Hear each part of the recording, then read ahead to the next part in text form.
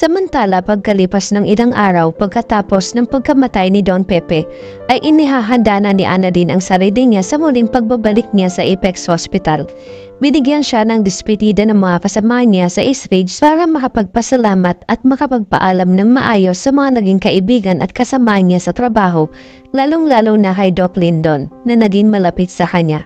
Ikinakalungkot ni Doc Lyndon ang paglipat ni Annalyn sa Apex dahil hindi niya na ito makakasama pa. Sinabihan naman ni Annalyn si Doc Lyndon na pwede mo naman akong puntahan sa Apex kung gusto mo akong makita o kausapin. Hindi naman ako mag-a-abroad, lilipat lang ako ng hospital, Doc Lyndon, at nagtawanan silang dalawa. Ganon din si Regan at Harry, masaya sila para kay Annalyn. Kaya kinabukasan sa Apex, ito na ang araw ng pagbabalik ni Annalyn kaya naghanda si Giselle ng isang welcome back party kay Annalyn. Masaya-masaya si Annalyn dahil sa wakas ay nakabalik na siya kung saan siya nagsimula sa pagiging doktor niya. At sobrang natuwa din ang mga kaibigan ni Annalyn sa muling pagbabalik niya sa Apex. Lahat ay nagpalakpakan ng sabihin ni Giselle na, "Welcome back, Dr. Annalyn Santos." Sabay yakap sa kanya ni Giselle dahil masayang-masaya ito dahil nagbalik na sa kanila ang young genius doctor ng pamilya Tanyag.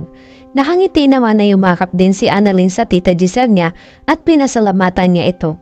Maya-maya ay nagsalita si Zoe at sinabihan niya si Annalyn na, "Buti naman nandito ka na ulit at may kakampi na ako sa mga taong walang ginawa kundi pag-isipan ako ng hindi maganda.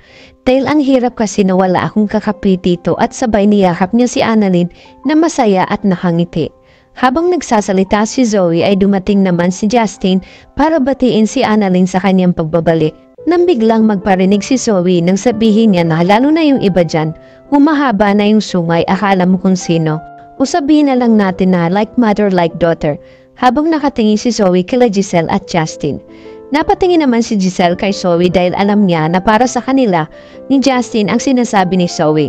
Hindi naman nagpatalo si Justin sa pagpaparinig ni Zoe kaya sinagot niya ito na, "Totoo pala, sinasabi mo din na kriminal ka rin kagaya ng nanay mo?" Ikinagalit ni Zoe at lalapitan niya sana si Justin pero pinigilan ni Annalyn si Zoe at sinabihan na tumigil na kayong dalawa. "Nagbalik ako dito para maging masaya tayo tapos ganito mag-aaway kayo sa harapan ko. Sana ngayong nandito na ako ay magkaayos na kayong dalawa. Hindi gugustuhin ni Lolo Pepe na nakikita kayong lagi nag-aaway." Kaya humingi naman ng pasensya si Justin kay Annalyn samantalang si Zoe hindi mawala ang inis niya kay Justin. Samantala kinabukasan bumalik si Irene sa East Ridge dahil may iba pa siyang planong gawin pagkatapos siyang mapagbigyan sa perang hiniram niya kay Carlos. Ang buong akala ni Carlos ay hindi na magpapakita si Irene dahil pinagbigyan niya na ito. Pero hindi papayag si Irene na hindi makaganti kay Carlos sa mga ginawa sa kanya noon at kailangan niyang sirain ang pagsasama ni Carlos at Lynette. Ikinagulat ni Carlos nang makita niya si Irene sa hallway ng East Ridge at ipinagtaka niya kung bakit nagpunta ulit si Irene samantalang nangako na ito sa kanya na hindi na siya magpapakita sa kanila o manggugulo kay Lynette. Ano ang kailangan ng babaeng ito? Nakita naman ni Irene si Carlos at nilapitan niya ito. Nakasimangot na naiinis si Carlos na tinanong si Irene kung anong ginagawa niya dito sa hospital. Sabi ni Irene na pumunta lang ako dito para magpatingin ako sa OB-GYN ko. Ipinagtaka naman ni Carlos kung bakit sa dami naman ng hospital dito sa Pilipinas ay dito pa talaga ang napili mo sa East Ridge. Sabi ni Irene na nandito yung OB-GYN kong doktor. Bawal ba ako magpa-check up dito? Sabi ni Carlos, kung ano man ang binabalak mo sa amin ni Lynette, hindi ka magtatagumpay dahil hindi ko papayagan na sirain mo ang relasyon namin dahil ako ang makakalaban mo. Tandaan mo yan. Napangiti naman si Irene. Ano ba ang sinasabi mo, Carlos? Ano ba ang ikinakakatakot mo? Wala akong gagawin sa inyo. Relax ka lang. At umalis na si Irene. Naiwan naman si Carlos na napapaisip dahil malakas ang kutob niya na may binabalak si Irene dahil kilala niya ito. Siya ang babaeng gagawin niya ang lahat, makuha lang niya ang gusto niya. Sa kabilang dako naman sa kulungan, umiiyak na nagmamakaawa na si Moira na ilabas na siya ng Bartolina dahil gutom na siya. Umiiyak na sumisigaw siya ng tulong dahil baka mamatay na siya. Maya-maya ay may naghulog ng tubig sa kanya. Boom, akala ni Moira ay sininang ito. Si Shingan ang nagbigay sa kanya ng tubig na ipinagpasalamat naman ni Moira dahil kung sino pa yung nasaktan niya, siya pa yung tumutulong sa kanya.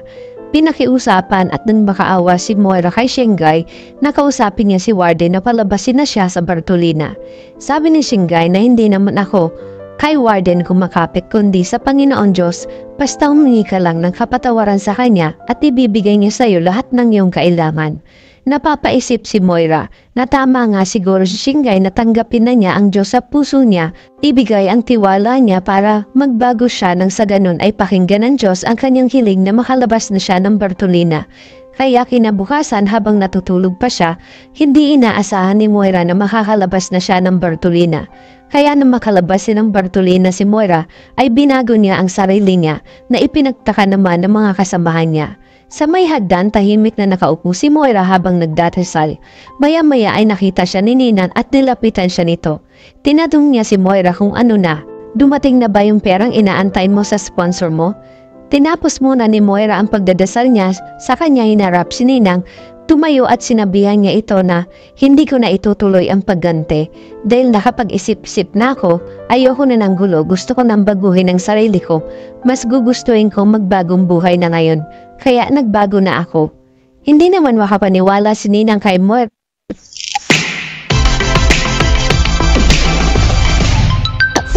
Handa?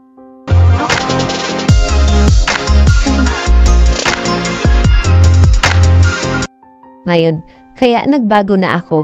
Hindi naman makapaniwala si Ninang kay Moira kaya pinagtawanan niya ito. Sabi ni Ninang, ikaw ba yan Moira? Parang ihirap mong paniwalaan na nagbago ka na. Tigilan mo nga ako. Ano yung bago mong pakulo sa sarili mo? Naku, hindi yan uubra sa akin. Huwag mo ako niloloko Moira dahil kung sila nauuto mo, ibahin mo ako. At sabay nilayasan ni Ninang si Moira. Sa isip ni Moira na ito na ang plano niyang gagawin. Ang ipakita niya na nagbago na siya at kailangan maging malinis ang record niya sa loob nang sa ganun may pag-asa siyang makalabas ng kulungan, lalo nang wala na si Don Pepe. Napapangiti naman si Moira.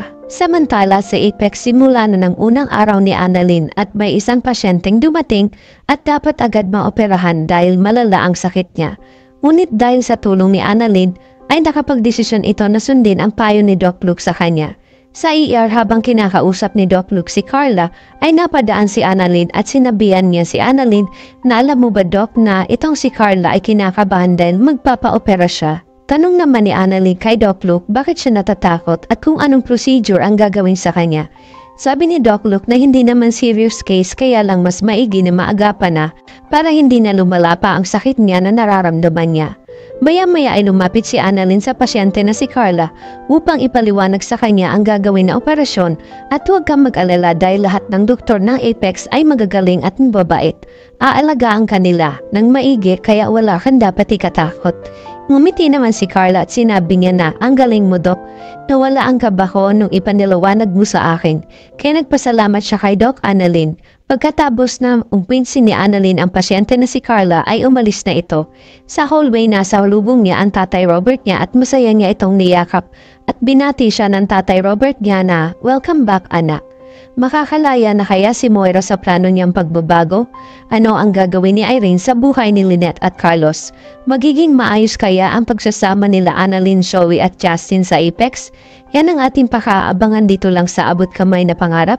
Huwag bibitaw at huwag kalimutan mag-subscribe. Maraming salamat po!